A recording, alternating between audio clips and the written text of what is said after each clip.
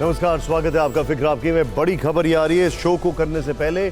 बड़ा अपडेट ये है कि सेंट्रल इजराइल में एयर रेड सायरन बज रहे हैं। जानकारी आ रही है कि वहां पर रॉकेट अटैक की संभावना है। एक बार फिर से लेबनान से फायरिंग हुई है और 2 उसमें घायल हो गए हैं। एंटी टैंक मिसाइल लेबनान से फायर किया गया है। आज है फिक्र आपकी का स्पेशल एडिशन। अक्सर हम आपको दृश्यम दिखाते हैं, लेकिन आज स्पेशल एडिशन है। पहली बड़ी खबर, ब्रेकिंग न्यूज नंबर 1। इजराइल के दक्षिण और सेंट्रल इलाकों में बड़ा रॉकेट हमला। तल अवीव की तरफ हमास ने कई रॉकेट दागे। इजराइल के कई शहरों में हमले के सायरन सुनाई दे रहे हैं। दूसरी बड़ी खबर, अल जजीरा के हवाले से इस वक्त की बड़ी खबर आ रही है। तल अवीव में हमास के जो रॉकेट गिरे वो पहले से अलग हैं। अल जजीरा ने कहा इस बार रॉकेट्स ने तल अवीव को हमले से दिला दिया है। अल जजीरा की रिपोर्ट है। एक और बड़ी खबर आ रही है, इजराइल के अस्पतालों पर साइबर अटैक का खतरा। अस्पतालों को इंटरनेट का इस्तेमाल बंद करने का निर्देश। कुछ घंटे के लिए सभी अस्पताल इंटरनेट बंद रखेंगे, ये जानकारी आ रही है। एक और बड़ी खबर, इजरायली सेना ने नॉर्थ गाजा में आसमान से पर्चे गिराकर चेतावनी दी है।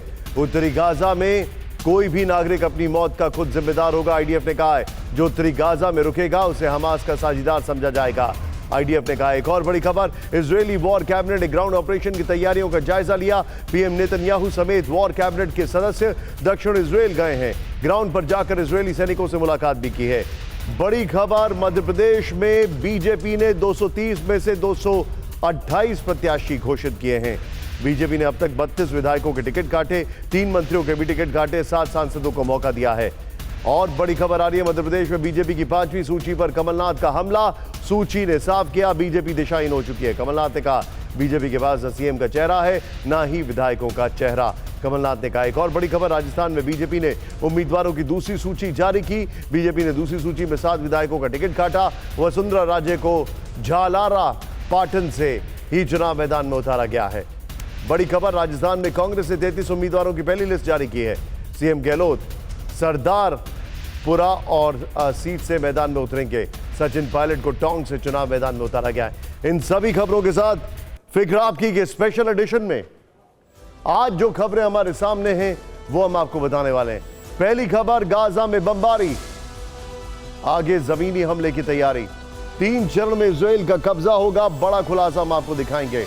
लेकिन 3 चरण में हमले की बात आईएसआईएस ने की है दुनिया भर में ज्यूज को लेकर। लेकिन एक और बड़ी खबर आ रही है, दूसरी खबर, गाजा में घुसेंगे टैंक, इंतजार में हमास के लड़ाके, 4 ब्लॉक से करेंगे हमला। यह रिपोर्ट सिर्फ टीवी9 के पास है। तीसरी बड़ी खबर जो हम आपको दिखाने वाले हैं, लेबनान इजराइल बॉर्डर 24 घंटे से धधक रहा है। क्या महायुद्ध का नया फ्रंट बहुत जल्द खुलेगा? चौथी खबर, गाजा के ग्राउंड ऑपरेशन में बंधक बाधा है। क्या बाइडेन के वीटो पर नेतन्याहू का प्लान फेल होगा? और 5वीं खबर, अमेरिका की डेल्टा फोर्स से हमास लड़ाकों में खौफ। तेल अवीव में दिखे कमांडो, ऑपरेशन बंधक से कनेक्शन बताएंगे आपको। इजराइल में आयरन डोम के एक्शन का वीडियो आया सामने, ब्रेक करिए इस वक्त की बड़ी खबर। आयरन डोम ने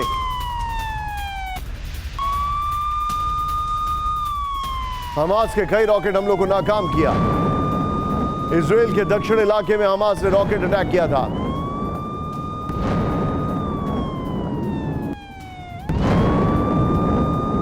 यह इस वक्त की बड़ी खबर। इस सब के बीच में एक और बड़ी खबर है, आईडीएफ के कई बेस पर हिजबुल्लाह का बड़ा हमला। इस वक्त की एंटी टैंक मिसाइलों से अटैक किया गया है। लेबनान फिलिस्तीन बॉर्डर पर आईडीएफ बेस को नुकसान। मिलिट्री टावर सिक्योरिटी कैमरा को बना निशाना।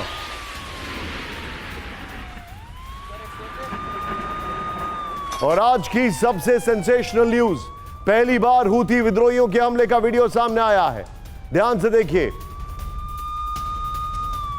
अमेरिकन नेवी डिस्ट्रॉयर पर बोला था हमला। जो मिसाइल फूटा है वो डिस्ट्रॉयर के सामने फूटा है। 15 ड्रोन, 4 बैलिस्टिक मिसाइल से हमला किया गया था। यह हमला अमेरिकन नेवी पर था या इजराइल पर, अब इसको लेकर सवाल खड़े हो रहे हैं। यमन के तट पर हमले का जबरदस्त धमाका हुआ है। पेंटागन ने हमले को विफल करने का दावा किया है।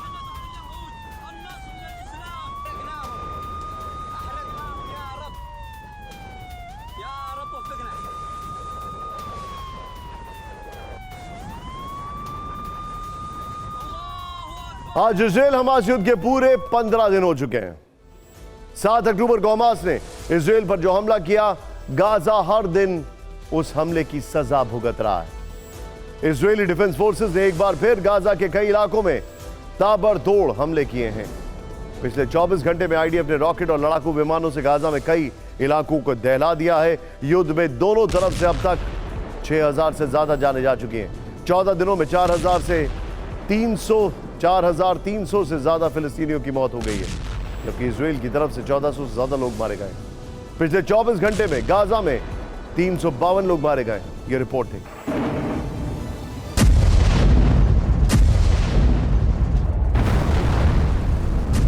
ये तस्वीरें इजरायली डिफेंस फोर्स की तरफ से हमास के ठिकानों पर देर रात हुए बड़े हमले की हैं।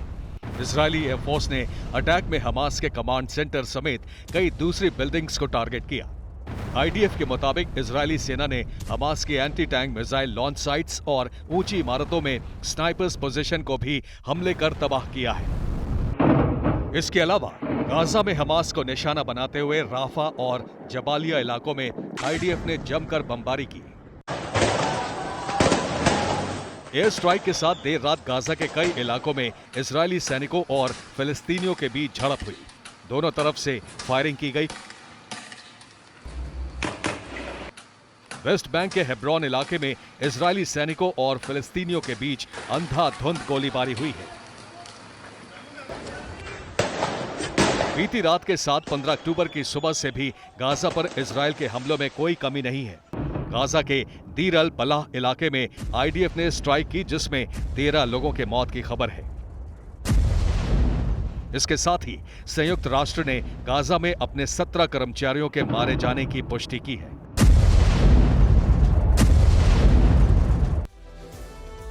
गाजा पट्टी में इजरायल की भीषण स्ट्राइक हुई है। इस वक्त की बड़ी खबर, हमास के ठिकानों पर जबरदस्त बमबारी की है। गाजा में हमास को बड़े नुकसान की आशंका है। आज सुबह से गाजा में हमास के जितने भी कमांड सेंटर्स हैं, जितने भी टेररिस्ट ग्रुप हैं, उनको अटैक करके उड़ाया जा रहा है।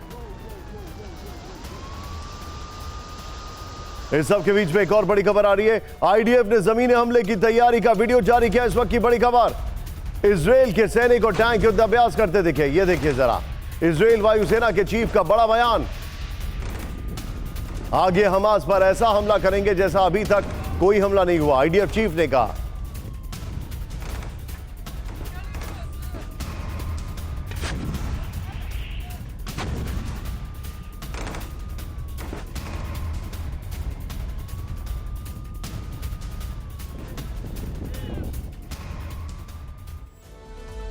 और युद्ध में आज की सबसे बड़ी खबर यह है कि इजरायल गाजा पर 3 चरणों में कब्जा करेगा। इस प्लान का खुलासा इजरायल के रक्षा मंत्री ने खुद किया है।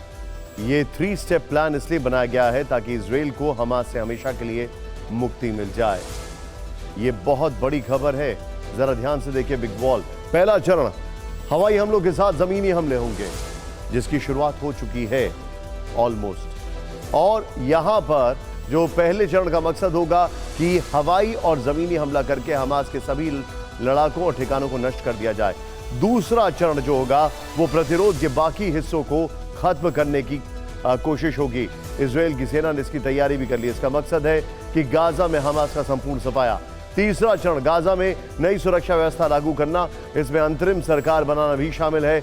इसका मकसद ये होगा कि गाजा में रोजमर्रा के मामलों के लिए इजरायल सरकार अपनी जिम्मेदारी से मुक्त हो जाए। यानी वो काम, अगर आप ऑब्जर्व करें कि तैयारी कैसी है, तो कुल तैयारी वो है जो रशिया ने यूक्रेन के 5 इलाकों पर कब्जा करके की।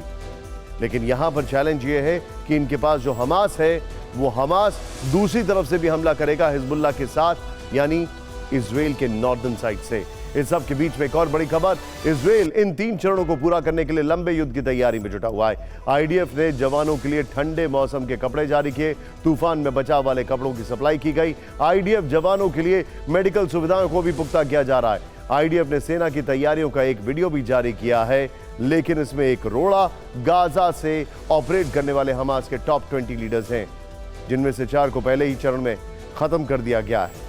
इनकी तस्वीरें भी सामने आई हैं। इनमें सबसे बीच में बैठा है याह्या सिनवर, जो मैं आपको दिखाने वाला हूं। ये देखिए, ध्यान से देखिएगा। याह्या सिनवर ये है जिसके ऊपर, आई एम सॉरी टू से, बट इसके ऊपर ऑलरेडी एक चेपी चिपकी हुई है। ये है वो आदमी जो मास्टरमाइंड है।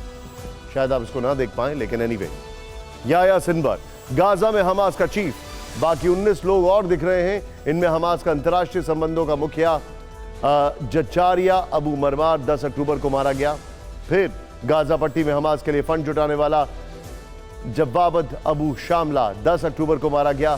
फिर हमास सूरा काउंसिल का पूर्व मुखिया उसामा माजीनी 16 अक्टूबर को मारा गया। और हमास पॉलिटिकल ब्यूरो की अहम सदस्य जमीला अल शांति की मौत 19 अक्टूबर को आईडीएफ की स्ट्राइक में हुई। बाकी जो बचे 16 जो इजराइल के टारगेट पर हैं, ये सभी गाजा से ही ऑपरेट करते हैं। बिना इनके खात्मे के इजराइल 3 चरणों वाले प्लान पर कामयाबी नहीं पाएगा। हमास के सीनियर सदस्य सालेह अरोरी के घर पर कब्जा। ब्रेक करिए। इजरायली सेना ने वेस्ट बैंक में घर पर बैनर लगाया। बैनर पर लिखा, यह घर इजरायली खुफिया विभाग का है।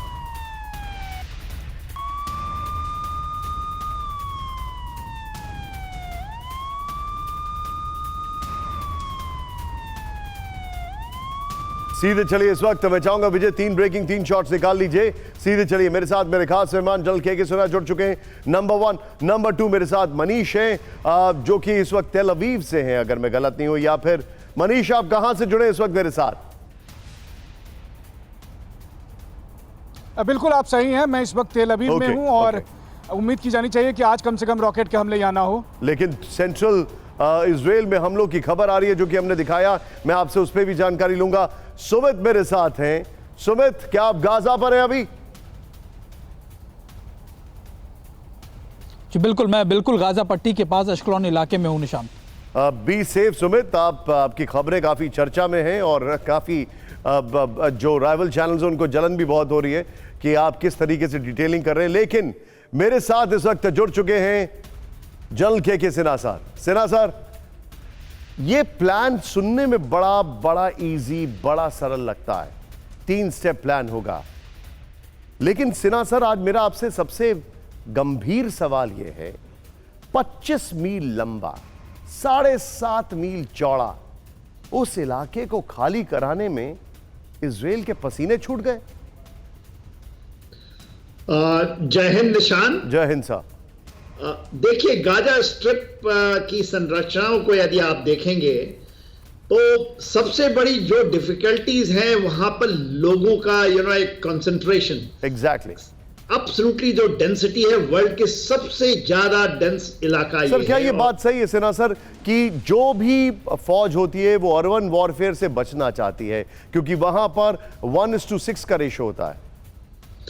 एब्सोल्युटली, ये जो आप बता रहे हैं, conventionally it is very very difficult, but जिस तरह से इजराइल जा रहा है, हेड्स ऑफ टू इजराइल के डिटर्मिनेशन और क्लियरिटी है कि किस तरह से ऑपरेशंस करने हैं, उनके लिए इतना दिक्कत नहीं होगा। देखिए, किसी मुश्किल चीज को आसान बना देना, कारगिल की चोटियों पे चल जाना, उस हाइटियों में जहां पर लोग इम्पॉसिबल मानते पूरे विश्व में, वो होती है इम्प्रोवाइजेशंस एंड जमीनी हालात को देखते हुए अपनी स्ट्रैटेजी को बनाना। देखिए, मैं आपको ये फिर से यकीन दिलाता हूं, ये जो 540 किलोमीटर का जो इन्होंने टनल खोदा है, ये इनकी कब्रगाह है, इसमें ही दफन होंगे ये लोग। अंडरस्टूड। ये आप किसी को कॉपी पेस्ट नहीं हो सकता। देखिए, जो नॉर्थ वहां पर आप देखते हैं लेबनान में हिजबुल्लाह ने बनाए हैं, उसको इन्होंने कॉपी करने की ट्राई की है। हिजबुल्लाह का मामला अलग है, वो साउथ लेबनान से जब हम जाते हैं तो आपको पूरा ऊपर जाना होगा। ये तो पूरा स्ट्रिप चारों तरफ से, 3 तरफ से। सर, आप मेरे साथ बने रहिए। मैं सिन्हा सर आपके पास आ रहा हूं। बड़ी खबर, गाजा पर कब्जे के प्लान में एक रोड़ा हमास के हथियार भी हैं। इजराइल में मौजूद TV9 संवाददाता सुमित चौधरी ने 2 दिन पहले एक्सक्लूसिव जानकारी दी थी कि हमास के पास ईरान और उत्तर कोरिया से हथियार पहुंच रहे हैं। इजराइल की सेना ने इस जखीरे को पकड़ा और इजराइल के मेजर ने TV9 भारतवर्ष के कैमरे में खुलासा किया कि हमास से मिले हथियारों में जो लाल पट्टी वाले ग्रेनेड लॉन्चर मिले हैं वो कहीं और के नहीं बल्कि नॉर्थ कोरिया के बनाए गए हैं। ये स्पेशल रिपोर्ट देखें।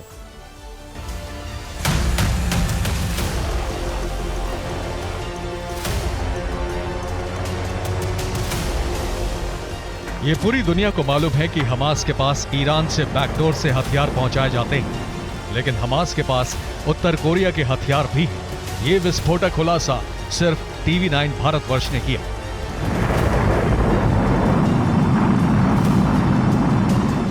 इजराइल हमास की जंग में किम जोंग की एंट्री के साक्षात सबूत देखिए। इस जखीरे में जो लाल पट्टी वाले वेपन है, ये F7 रॉकेट प्रोपल्ड ग्रेनेड है।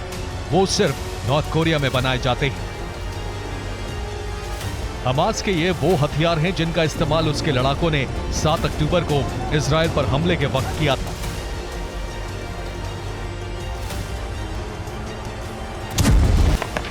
हम इस समय मौजूद हैं उस जगह पे जो आर्म्स एंड एम्युनिशन डिपो है, और ये इजराइल का वो एरिया है जो बहुत ज़्यादा संवेदनशील है, क्योंकि इसी एरिया में ना सिर्फ इजराइल ने अपने सैनिकों के आर्म्स एंड एम्युनिशन बल्कि वो भी आर्म्स एंड एम्युनिशन रखे हैं जो हमास से पाए गए। अगर आप ये जखीरा देख रहे हो, ये सिर्फ बताया जा रहा है कि 1% है हमास के पकड़े हुए चीज़ों का।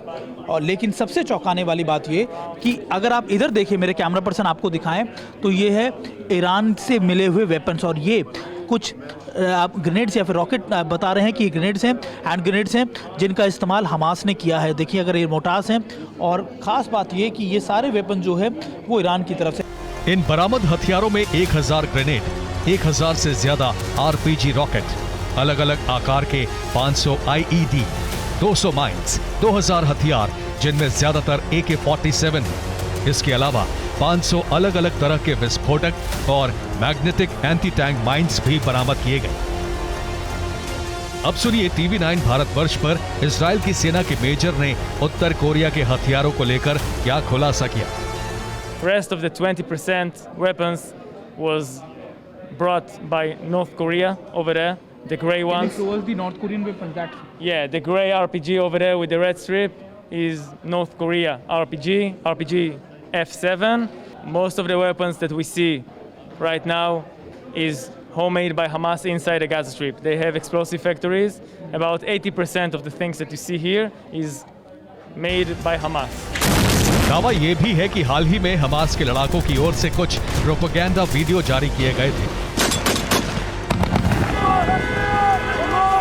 उनमें भी उत्तर कोरिया के बुल्स के गाइडेड एंटी टैंक मिसाइल को देखा गया था। इस सब के बीच में बड़ी खबर आ रही है, यूक्रेन युद्ध में भी तबाही मचाएंगे किम के हथियार। ब्रेक करिए। उत्तर कोरिया ने रूस को हथियार भेजना शुरू किया। 122 mm और 152 mm प्रोजेक्टाइल्स की तस्वीरें सामने आई। किम के मॉस्को दौरे के वक्त हुई थी हथियारों की डील। सीधे चलिए, मेरे साथ इस वक्त सुमित मौजूद है। सुमित, हथियारों वाली रिपोर्ट मैंने आपकी देखी है। मेरा आपसे सवाल यह है कि क्या हमास के पास अभी भी हथियारों की सप्लाई लाइंस या चैनल्स या लॉजिस्टिकल सपोर्ट अभी भी एक्टिव है?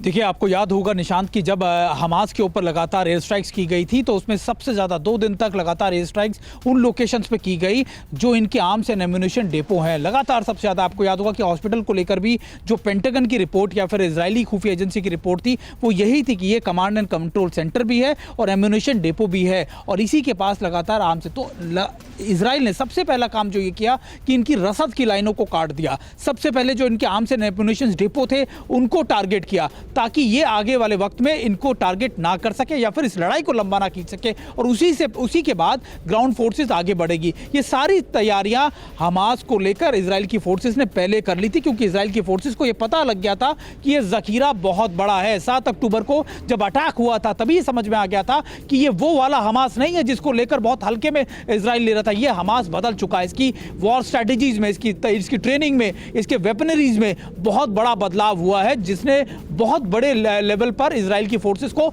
सरप्राइज भी किया। आप मेरे इंटरव्यू को अगर आप सुन रहे हो तो उसमें आपने खुद सुना कि इजरायली फोर्सेस के, स्पेशल फोर्सेस के जो कमांडर जिस पूरे ऑपरेशन को लीड कर रहे थे, उन्होंने किस तरीके से मुझे बताया कि हाँ, हम लोग भी सरप्राइज हो गए जब उसमें हमने मैग्नेटिक माइंस को देखा, हमने वो सोफिस्टिकेटेड वेपन्स देखे जो हमारे पास थे।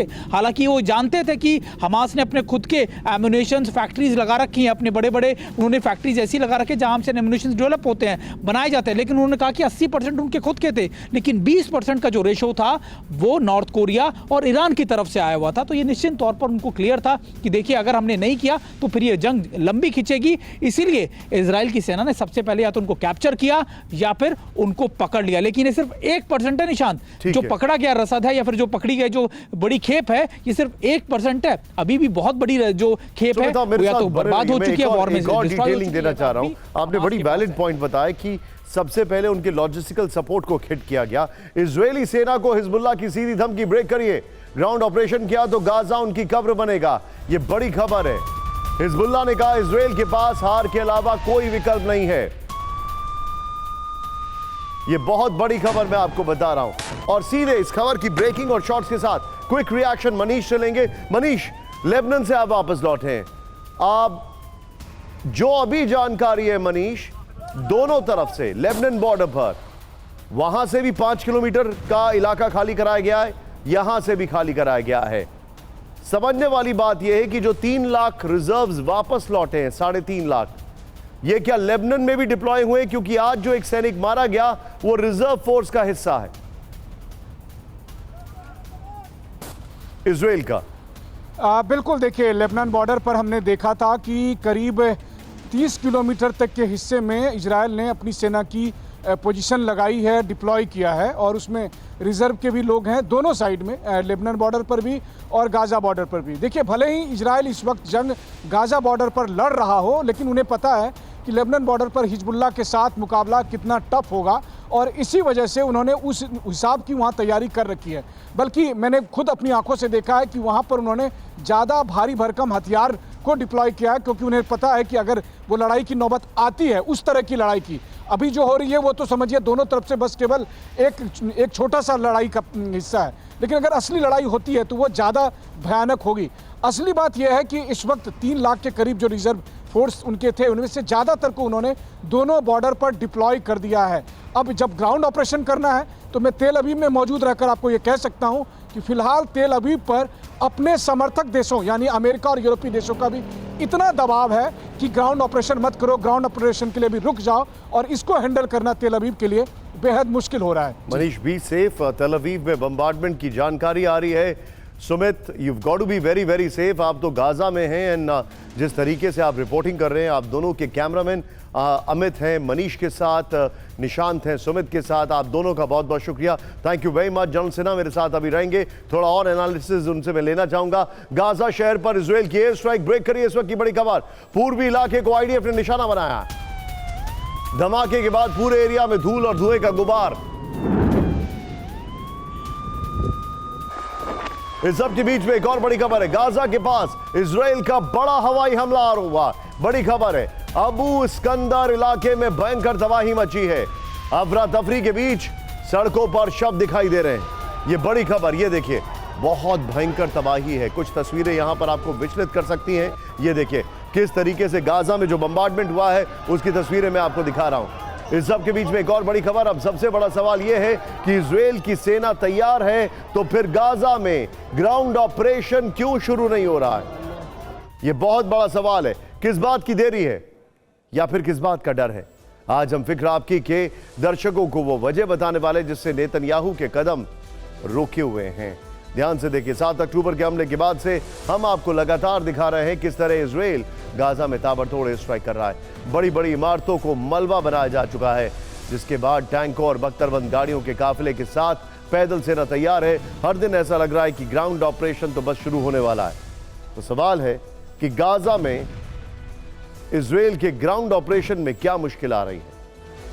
हमास के किस प्लान ने उसको लिए चुनौती खड़ी कर दी है?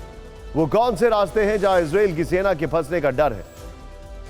ये रिपोर्ट हम आपको दिखाएंगे, लेकिन उससे पहले हमास ने गाजा के अंदर छापामार युद्ध नीति की तर्ज पर 4 ब्लॉक तैयार किए हैं।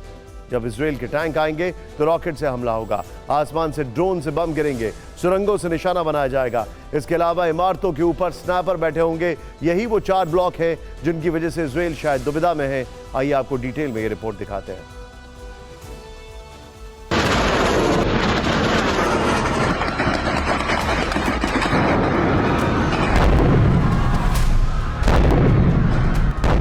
इजराइल में नरसंहार के बाद वहां की फौज ने इस बार गाजा कैप्चर का प्लान बनाया। तय किया गया कि हमास का खात्मा करके ही मानेंगे, जिसके लिए अंदर घुसकर ग्राउंड ऑपरेशन चलाया जाए।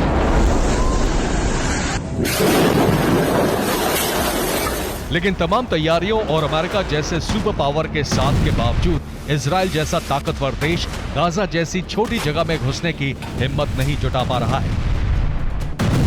शायद वहां बैठे उसके दुश्मन हमास ने भी कुछ ऐसा प्लान बनाया है जिसका अंदाजा नेतन्याहू को भी है। आइए हम आपको एनिमेशन के जरिए दिखाते हैं कि अगर आईडीएफ गाजा पहुंची तो हमास उसे कैसे जवाब देगी।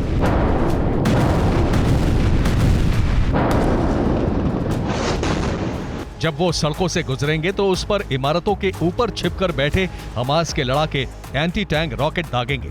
ये वो लड़ाके होंगे जो अलग अलग दिशाओं में घात लगाकर बैठे होंगे। दूसरा प्लान ये है कि जब इजराइल की पैदल सेना शहर के बीच से आगे बढ़ेगी तो उसके ऊपर ड्रोन से सटीक निशाना लगाकर हमला किया जाएगा।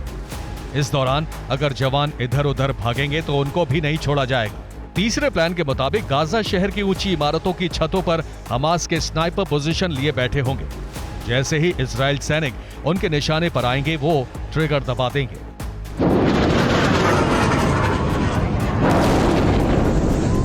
यानी सड़कों पर जो बख्तरबंद गाड़ियां पैदल सैनिकों के लिए कवर की तरह होती हैं, उसे रॉकेट से उड़ाया जाएगा और फिर जो सामने आएगा उसे गोलियों से छलनी किया जाएगा।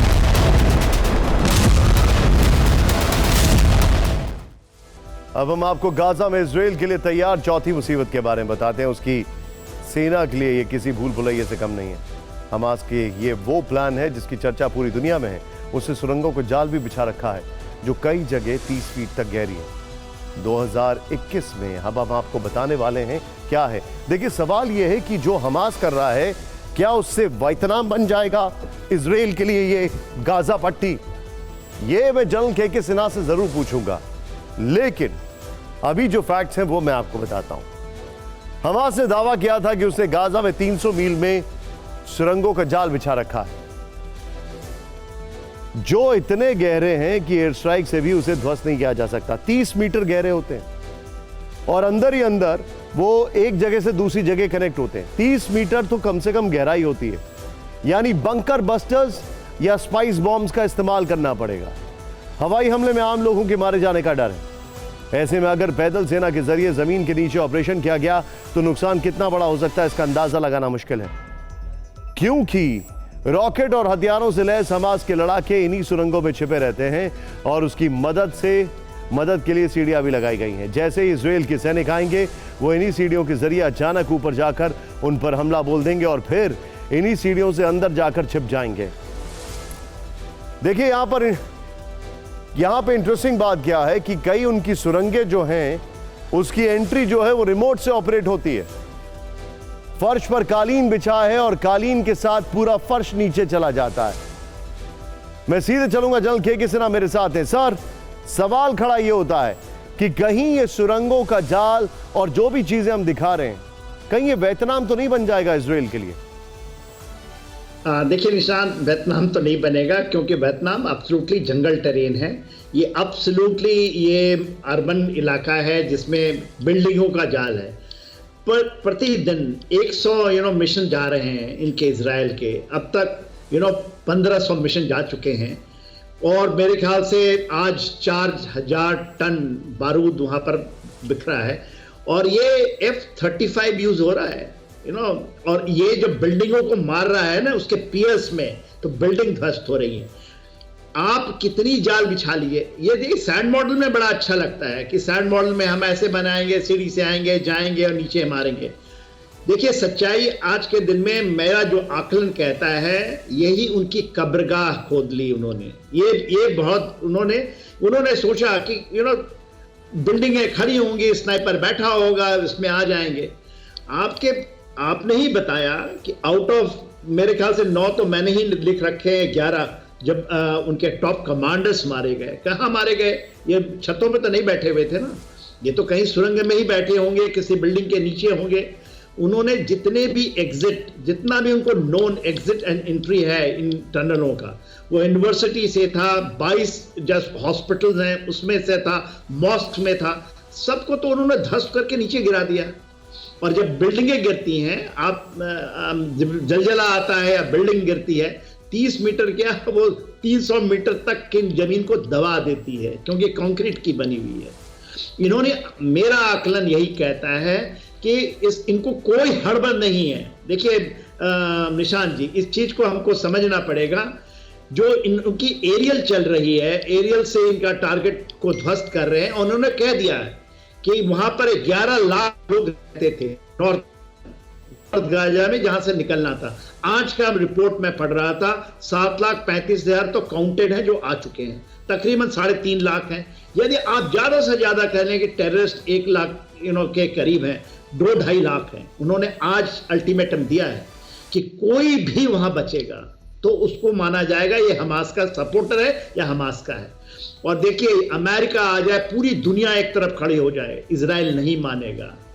और यही इसी को कहते हैं determination. Nishant ji, Sinha sir, understood. Sinha sir, thank you so much. आपने बहुत डिटेल एनालिसिस दिया, हमारे साथ जुड़ने के लिए आपका thank you very much sir. लेकिन बड़ी खबर आ रही है, लेबनान इजराइल सीमा के पास हिजबुल्लाह का बड़ा हमला। ब्रेक करिए। हिजबुल्लाह ने इजरायली सेना पर ATGM से किया हमला। इस वक्त की बड़ी खबर, हिजबुल्लाह ने इजराइल पर हमले का वीडियो शेयर किया है। एंटी टैंक गन से हमला किया जा रहा है। यह बड़ी खबर हम आपको बता रहे हैं।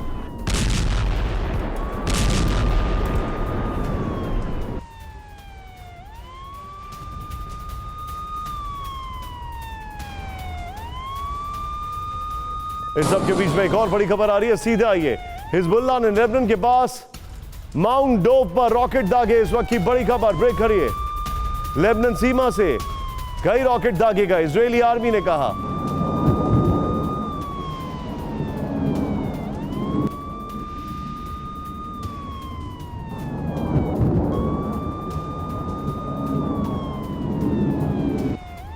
इजरायल सेना के ठिकानों को बना निशाना। ये बड़ी खबर आ रही है। एक और ब्रेकिंग न्यूज इस वक्त आ रही है, इजरायली सेना का हिजबुल्लाह के ठिकानों पर हमला। ब्रेक करिए। इजरायली सेना ने हिजबुल्लाह के कई पोस्ट उड़ाए। IDF ने लेबनान से छोड़े गए रॉकेट को भी नाकाम किया। इस सब के बीच में आज की बड़ी खबर, इजरायल हमास युद्ध के 15वें दिन अरब देशों में जबरदस्त टेंशन है। गाजा पर बरसे बारूद के बाद अब उस तरह की तस्वीरें इजरायल लेबनान बॉर्डर से आने की आशंकाएं बढ़ गई। गाजा में विध्वंसक तबाही के बाद अब युद्ध के लेबनान फ्रंट पर शिफ्ट होने के आसार पूरे दिखाई दे रहे हैं। जिस तरह के डेवलपमेंट इजरायल लेबनान सीमा पर कल और आज दिन भर होते रहे, उससे लग रहा है कि इजरायली फोर्स बड़े हमले की तैयारी में है। आपको कुछ संकेतों के जरिए बताते हैं कि लेबनान सीमा पर भयंकर युद्ध के आसार क्यों दिख रहे हैं। ईरान ने अपने नागरिकों को 24 घंटे में लेबनान छोड़ने को कह दिया है। नंबर 1, ईरान ने एडवाइजरी हिजबुल्लाह पर इजरायल के बड़े हमले की तैयारी के बाद जारी की। लेबनान मीडिया के मुताबिक प्रधानमंत्री नजीब मिकाती ने 2 दिन पहले एक मीटिंग बुलाई, जिसमें युद्ध के खतरे को देखते हुए इमरजेंसी प्लान तैयार किया है। न्यूज वीक की रिपोर्ट के मुताबिक लेबनान सरकार ने देश को 3 हिस्सों में बांटा। इजरायल से सटे दक्षिणी हिस्से को खतरनाक क्षेत्र बनाया गया। इजरायल की तरफ से भी बड़े युद्ध की तैयारी है। इजरायल ने लेबनान सीमा के पास किरियत शमोना शहर खाली करने को कहा है। इजरायल लेबनान बॉर्डर पर कल से बारूदी हमले तेज हुए हैं। आज भी दिन भर बम बरसते रहे। ये रिपोर्ट है।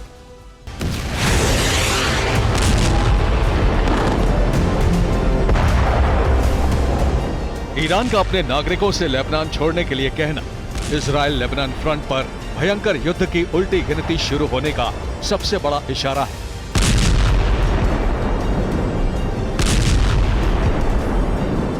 क्योंकि ईरान ही वो देश है जिसके हाथ में हिजबुल्लाह का रिमोट कंट्रोल है। 7 अक्टूबर को हमास के हमले के बाद से हिजबुल्लाह और ईरान लगातार एक्टिव है। 13 अक्टूबर को ईरान के विदेश मंत्री हुसैन अमीर अब्दुल्लाहियन ने लेबनान में हिजबुल्लाह चीफ हसन नसरुल्लाह से मुलाकात की। इसके अगले दिन ईरान के विदेश मंत्री ने इजराइल को बड़ी धमकी दी। उन्होंने कहा, हिजबुल्लाह जो कदम उठाएगा उससे इजराइल में विनाशकारी भूकंप आएगा। तो सवाल यह है कि क्या ईरान ने हिजबुल्लाह को जंगी मैदान में उतरने का ग्रीन सिग्नल दे दिया है? वैसे 7 अक्टूबर के बाद से ही हिजबुल्लाह इजरायली इलाकों पर हमले कर रहा है, लेकिन कल से ये हमले बढ़ गए। इजराइल सेना के मुताबिक शुक्रवार को हिजबुल्लाह ने लेबनान के माउंट डोव इलाके से रॉकेट अटैक किए। हिजबुल्लाह ने 20 से 30 रॉकेट दागे। उत्तरी शहर मेटुला पर 2 रॉकेट दागे गए। कई आईडीएफ चौकियों पर एंटी टैंक गाइडेड मिसाइलें दागी गई। बॉर्डर पर इजरायल के सर्विलांस उपकरणों को निशाना बनाकर गोलीबारी की गई। इसी के बाद इजरायली सेना ने दक्षिणी लेबनान में हिजबुल्लाह के 5 ठिकानों पर हमला किया। इजरायली सेना अब बड़े विध्वंस की तैयारी में लगी है।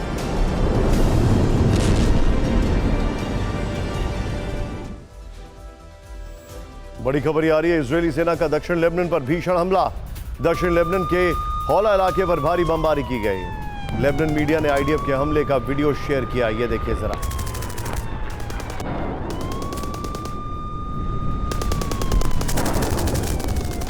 इस सब के बीच में आईडीएफ के हमले में दक्षिण लेबनान में भारी नुकसान।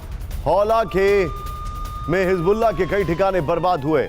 लेबनान मीडिया ने जलती कार का वीडियो जारी किया।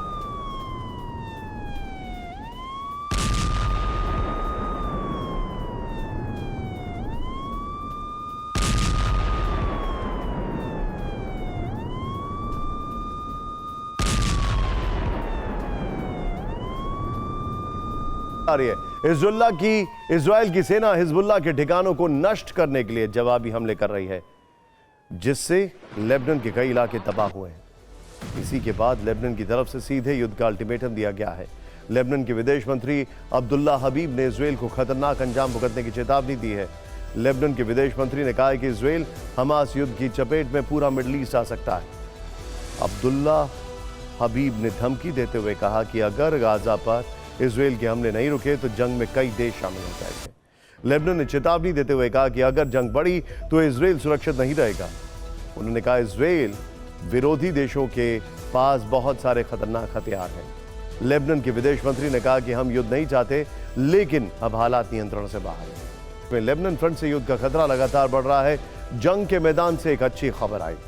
14 दिन बाद हमास ने 2 अमेरिकी बंधकों को रिहा कर दिया। हालांकि 2 को पहले भी किया था, लेकिन अब 2 को और किया है। इसमें एक महिला और उनकी बेटी हैं, दोनों अमेरिकन हैं। हमास ने 59 साल की जूडिथ और 17 साल की नताली को गाजा में रेड क्रॉस को सौंप दिया। हमास ने जिन दोनों मां बेटी को मुक्त किया है, उनके पास इजराइल की भी नागरिकता है। मिस्र के रास्ते दोनों मां बेटी सुरक्षित इजराइल पहुंच गए। इसके बाद अमेरिकी राष्ट्रपति जो बाइडेन ने दोनों से फोन पर बातचीत की। खबरें हैं कि कतर की मध्यस्थता के बाद रिहाई संभव हो सकी। अमेरिकी विदेश मंत्री एंटनी ब्लिंकन ने बंधकों की रिहाई सुनिश्चित करने में कतर सरकार के प्रयासों के लिए धन्यवाद किया। बंधकों की रिहाई पर हमास का बड़ा बयान आया है। हालात ठीक होने पर ही करेंगे विचार, हमास ने कहा है। मानवीय सहायता बांटने में भी शामिल नहीं होंगे, हमास ने यह भी कहा है।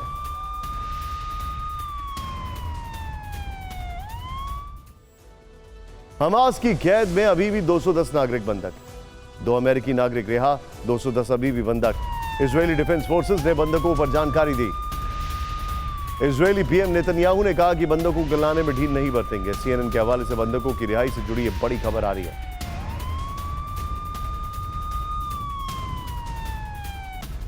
18 अक्टूबर को बाइडेन के इजरायल दौरे के बाद से ही बंधकों की रिहाई के प्रयास तेज हो गए। अब बंधकों की रिहाई पर जो खबरें सामने आ रही हैं, उसके मुताबिक बंधकों को छुड़ाने के लिए इजरायल ने रूस से मदद मांगी है, खासकर रशियंस को छुड़ाने के लिए। हमास की कैद में रूस के 7 नागरिक बंधक बताए जा रहे हैं। इजरायली पीएम नेतन्याहू ने कहा है कि सभी बंधकों को वापस लाने की कोशिश हो रही है। हालांकि नेतन्याहू ने यह भी कहा है कि बंधकों की रिहाई में इजरायल नरमी नहीं बरतेगा। इस बीच इजरायली अधिकारियों के हवाले से खबर है कि अमेरिका और यूरोपीय संघ अपील कर रहे हैं कि बंधकों की रिहाई तक गाजा में ग्राउंड ऑपरेशन को टाल दिया जाए। इस सब के बीच में इजरायल के हवाई हमले में 12 बच्चों की मौत हो गई है। बड़ी खबर है, गाजा के दीर अल बला में हमले में मारे गए। रात को हुए हमले में भारी तबाही मची।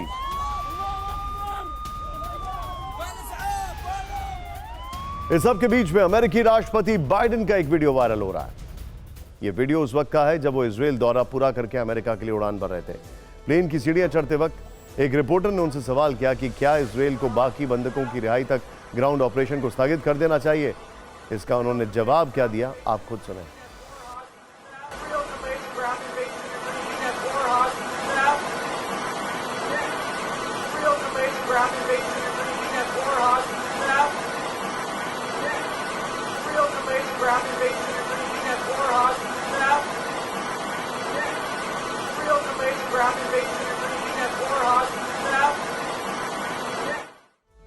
हालांकि जैसे ये वीडियो वायरल हुआ, व्हाइट हाउस की तरफ से सफाई सामने आ गई।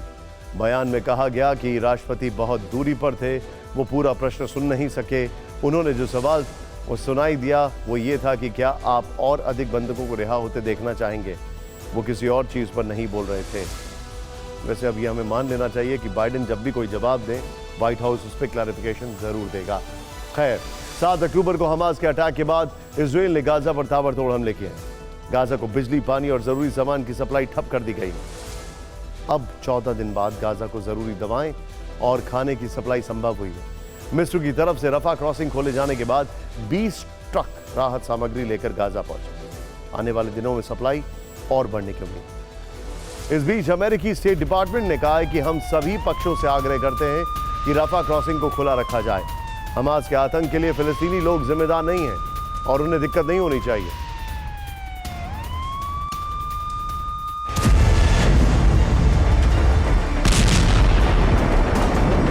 7 अक्टूबर से बम बारूद और तबाही देख रहे गाजा के लोगों को 14 दिन बाद जाकर मदद नसीब हुई है। इजराइल से मंजूरी के बाद राहत सामग्री लेकर करीब 20 ट्रक मिस्र की राफा क्रॉसिंग के रास्ते गाजा में दाखिल हुए। 19 अक्टूबर को संयुक्त राष्ट्र महासचिव एंटोनियो गुतरेस ने राफा क्रॉसिंग का दौरा किया था और हालात का जायजा लिया था। यूएन महासचिव ने इजराइल से अपील की थी कि राहत सामग्री गाजा जाने दी जाए। शायद अपील के बाद ही गाजा को मदद मिलने का रास्ता खुल सका है। आर्मी जहां अपनी एक तरफ ग्राउंड ऑपरेशन के लिए रेडी है, वहीं दूसरी तरफ राफा क्रॉसिंग के जरिए इस वक्त कोशिश की जा रही है कि जितनी संभव हो सके उतने ही ज़्यादा लोगों की मदद यहां पर दी जा सके। राफा क्रॉसिंग पर राहत सामग्री लेकर खड़े ट्रकों की कतार लगी थी। इजराइल उन्हें अंदर जाने की परमिशन नहीं दे रहा था। आखिर में अंतर्राष्ट्रीय दबाव के बाद इजराइल इस पर सहमत हुआ और गाजा के लोगों को जरूरी दवाएं और खाने पीने का सामान मिल सका। अब इस युद्ध से जुड़ी एक और बड़ी खबर। कल इसी वक्त हमने आपको बताया था कि गाजा में बंधकों की रिहाई में आईडीएफ की मदद के लिए अमेरिकी डेल्टा फोर्स भी शामिल होगी। हमने आपको यह तस्वीर भी दिखाई थी और बताया था कि डेल्टा फोर्स इस वक्त इजराइल में मौजूद है। तेल अवीव दौरे पर बाइडेन ने डेल्टा फोर्स के कमांडो से मुलाकात की। आइए अब आपको बताते हैं कि अमेरिकी डेल्टा कमांडो कौन होते हैं, इसके लिए चयन कैसे होता है, ट्रेनिंग कैसे होती है, ये किस तरह के ऑपरेशन को अंजाम देते हैं और अब तक इसके कौन कौन से बड़े ऑपरेशन आए।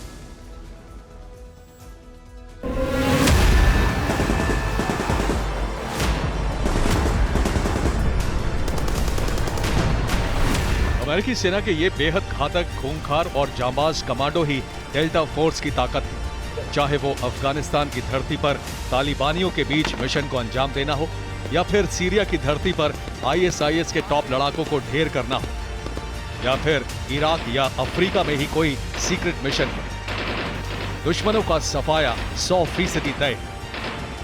हालांकि इसका पूरा ऑफिशियल नाम first special forces operational detachment है। इसे शॉर्ट में डेल्टा फोर्स कहा जाता है।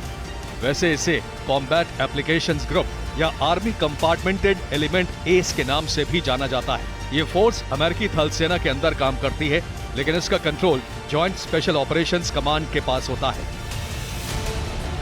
कहा जाता है कि जिस तरह इजराइल की स्पेशल फोर्स खतरनाक मिशंस को अंजाम देती है, उससे भी ज्यादा मारक अमेरिका की डेल्टा फोर्स है। खतरनाक आतंकी संगठनों, आतंकियों और दुनिया के लिए खतरा बन चुके लोगों को ठिकाने लगाने की जिम्मेदारी डेल्टा को दी जाती है। बंधक संकट से निपटने में भी डेल्टा फोर्स को महारत हासिल है। डेल्टा फोर्स के कमांडो को ऑपरेटर के नाम से भी जाना जाता है। डेल्टा फोर्स के ऑपरेटर के तौर पर वही सैनिक भर्ती होते हैं जो अमेरिकी सेना के एलीट स्पेशल फोर्सेस ग्रुप में होते हैं। डेल्टा फोर्स के कमांडो को काफी सख्त ट्रेनिंग के दौर से गुजरना होता है। इस सख्त ट्रेनिंग की वजह से ही डेल्टा फोर्स ने सीरिया में अबू बकर अल बगदादी को ढेर किया। बैटल ऑफ तोरा बोरा के नाम से मशहूर एक मिशन में उसामा बिन लादेन को जिंदा पकड़ने का मिशन चलाया। इराक में सद्दाम हुसैन को जमीन के नीचे से ढूंढ निकालने और पकड़ने में भी डेल्टा सैनिकों का बड़ा योगदान रहा है।